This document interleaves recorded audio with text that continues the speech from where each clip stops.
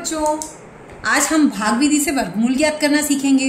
तो देखिए बच्चों, जब हम भाग विधि से वर्गमूल ज्ञात करते हैं किसी भी संख्या का, तब हम सबसे पहले क्या करते हैं? सबसे पहले हम एक चिन्ह बनाते हैं। इसे हम भाग के लिए यूज़ करते हैं, भाग विधि से जब वर्गमूल निकाल रहे हैं। फिर हम संख्या लिख लेते हैं। संख्या लिखने के बाद हम पीछे से दो दो संख्याओं के जोड़े बनाते हैं। अगर आगे की संख्या खाली रह गई तो उसे हम अकेला छोड़ देते हैं। फिर हम क्या करते हैं, ये जो पहली संख्या है या पहला जोड़ा आता है, 5 आया जैसे, तो हम 1 से 10 तक के हमने देखिए वर्ग लिख लिए हैं। तो उसमें 5 या 5 से छोटी संख्या कहाँ आ रही है? तो देखिए 4 आ रही है, ये 5 से छोटी है। तो ये किसके गुणा करने पर आ रही? 2 का 2 में गुणा करने पर। तो हम यहाँ पर भी 2 लिखेंगे, यहाँ पर भी 2 लिखेंगे और यहाँ पर 4 लिखेंगे।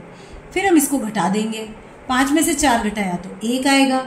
अब ये जो 2 लिखा है हमने, इसी 2 में हम वापस से 2 जोड़ेंगे और इसको थोड़ा सा इधर लिख देंगे। तो 2 और 2 मिलके कितना हो गया? 4।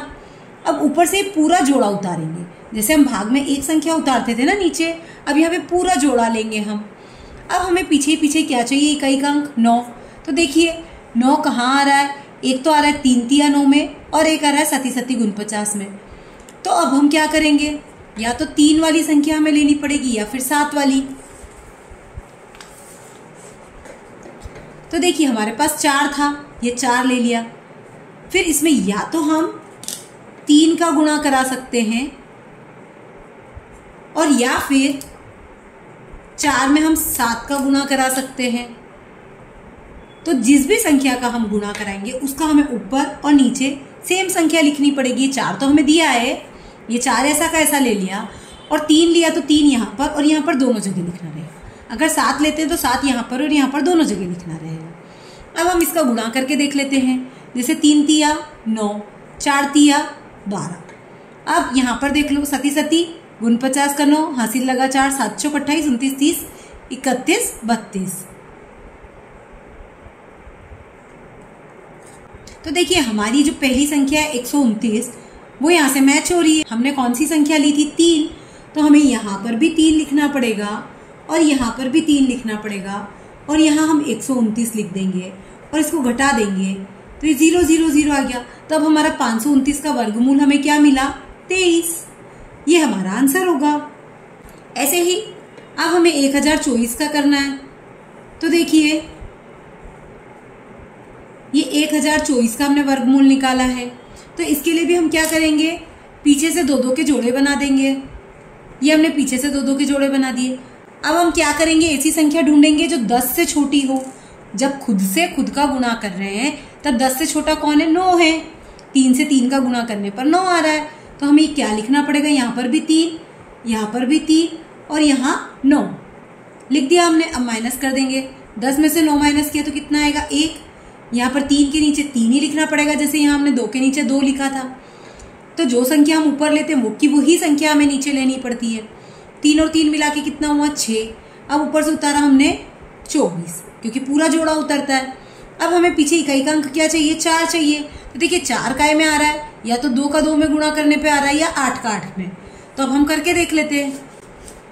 अब हम 6, क्योंकि ये रहा 6, तो ये का यही हमको लेना पड़ेगा। 6 में या तो हम 2 का गुणा करके देख लेंगे और या फिर 8 का।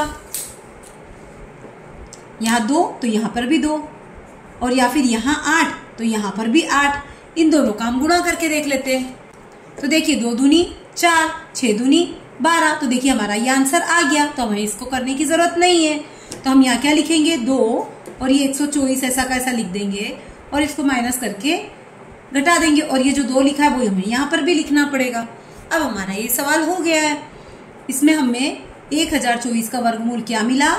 32। अब तीसरा सवाल, इसमें हमें संख्या दी है 1600। तो हम क्या करेंगे? 1600 लिख दिया। फिर पीछे से 2 2 संख्याओं के जोड़े बना दिए। अब ऐसी संख्या ढूंढेंगे जिसका खुद से खुद में गुणा करने पर या तो 16 आ जाए या उससे छोटा आ जाए। तो देखिए 4 का 4 में गुणा करने पर 16 आ रहा है। तो हम यहाँ क्या लिखेंगे? यहाँ पर भी 4, यहाँ पर भी 4 और यहाँ 16। इसको माइनस कर देंगे। ये हो गया 0 0। अब यहाँ 4 लिख के इसको प्लस करके यहाँ नीचे लिया है 8। लेकिन अब यहाँ बचा क्या है? 0 0। यहाँ तो और कोई संख्या ही नहीं है। तो ये 0 0 हमने नीचे लिया तो 2 बार 0 लिया, इसलिए एक बार 0 आंसर में लग जाएगा। तो इसका वर्गमूल कितना हो जाएगा? 40। तो 1600 का वर्गमूल होगा हमारा 40। ऐसे करके हम सवाल कर सकते हैं। जैसे हमारे पास और सवाल हमने करे हैं 576 का वर्गमूल। तो इसमें क्या किया हमने? पीछे से जोड़ा बना दिया, 5 को अकेला छोड़ दिया। फिर 5 कैसे मिलेगा हमें? 2 का 2 में गुणा करेंगे तो 4 आ जाएगा। 5 से छोटा है ना, तो यहाँ हमने 2 ले लिया, यहाँ पर भी 2 ले लिया। 5 में से 4 घटाया 1 आ गया। और 76 ऐसा का ऐसा नीचे ले लिया। अब क्या करेंगे?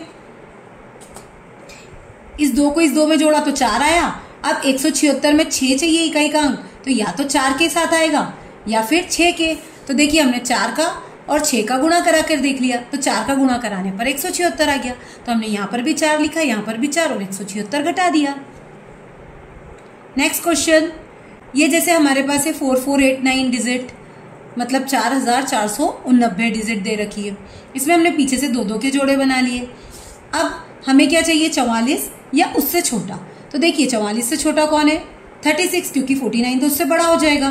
तो ये 6 का 6 में गुणा करने पर आ रहा है, तो यहाँ पर भी 6 लिखेंगे, यहाँ पर भी 6 लिखेंगे।